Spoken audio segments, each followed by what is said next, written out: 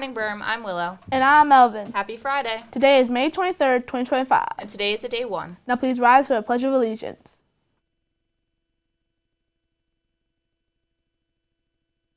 I pledge allegiance.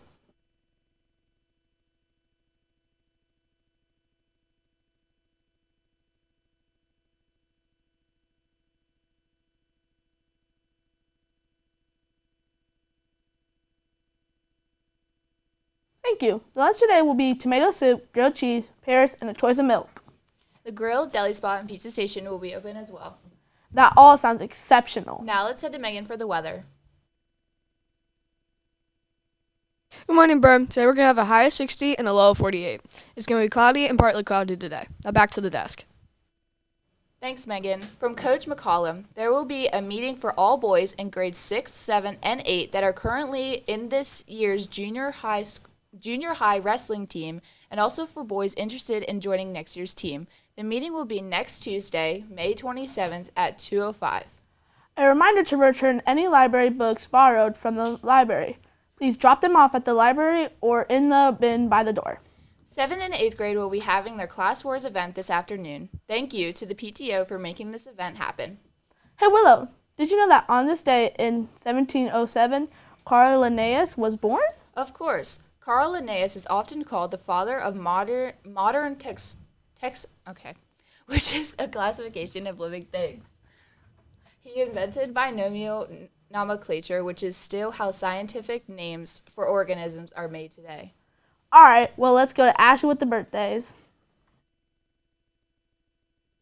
Good morning, Berm. It's me, Ashley, with today's birthdays. Today we have John Julick and Carlissa Kemper. And over the weekend we have Landon Flickinger, Elizabeth Miller, Ian Felipe Hernandez, and Delia Lupian Prado. I hope you guys have an amazing birthday. Now let's head to Jude with rock, paper, scissors. Morning, Berm. Today we have Hollis and Josh for rock, paper, scissors. All right, let's get started. Ready? Rock, paper, scissors, shoot. Rock, paper, scissors, shoot. Rock, paper, scissors, shoot. All right, Josh, who and who do you want to challenge? Nathaniel Ramsberg in 8th grade. Nathaniel Ramsberg in 8th grade, please report to the media center on Tuesday morning. And now to Adeline with the sports. Morning, Berm. It's me, Adeline, today's sports news. Yesterday, the Astros beat the Mariners 9-2, and the Phillies beat the Rockies 2-0. Now back to the desk.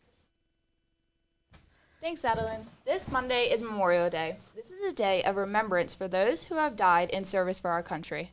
Let's take a look at the history of Memorial Day. Even catching a few laps of the Indy 500. But Memorial Day is also the most solemn American holiday.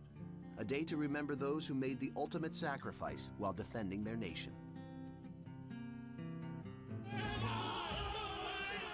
The Civil War, America's bloodiest chapter. Over 600,000 soldiers killed in action.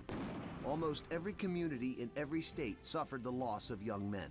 As the war came to an end, mourners in both northern and southern states began placing flags and flowers on the graves of fallen soldiers.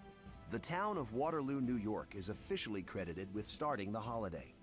On May 5, 1866, its citizens closed their shops and businesses so that everyone could decorate the graves of the men killed during the war. Then an old war general had an idea. John A. Logan was the leader of a Union Veteran Association. He spearheaded an effort to unite all the decoration services into one national holiday, designating May 30th as Decoration Day. On the first National Decoration Day, 1868, 5,000 war widows, orphans, and other mourners gathered at Arlington National Cemetery.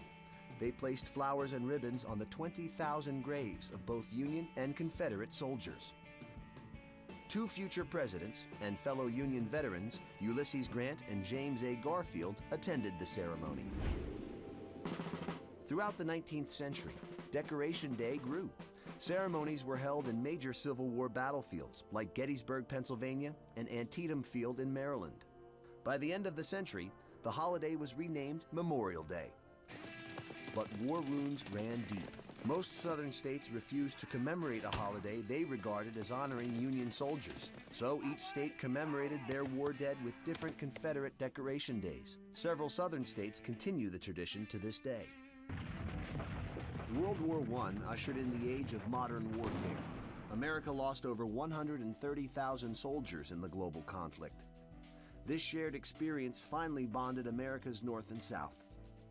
When the war ended, May 30th became a day to honor all American soldiers who died in battle as far back as the Revolutionary War.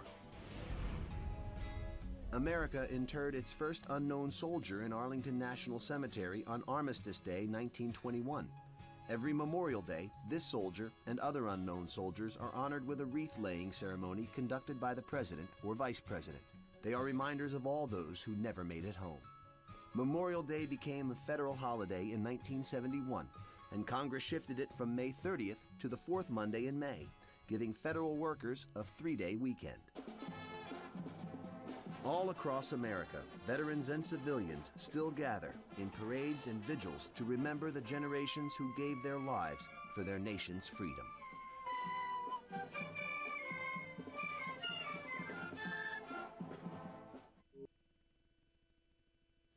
This Memorial Day, we remember and honor all of those who have given their lives while serving and protecting our country. Yes, very true.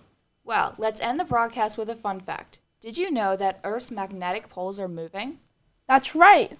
The poles have flipped 171 times in the past 71 million years, and we're overdue for the next one. The North Pole is currently moving about 34 miles a year, meaning that the next flip could be coming soon. Wow. Well, with that being said, thank you, Bermudian, for tuning in today. I'm Melvin. And I'm Willow. We hope you have a fantastic Friday. Stay classy, Berm.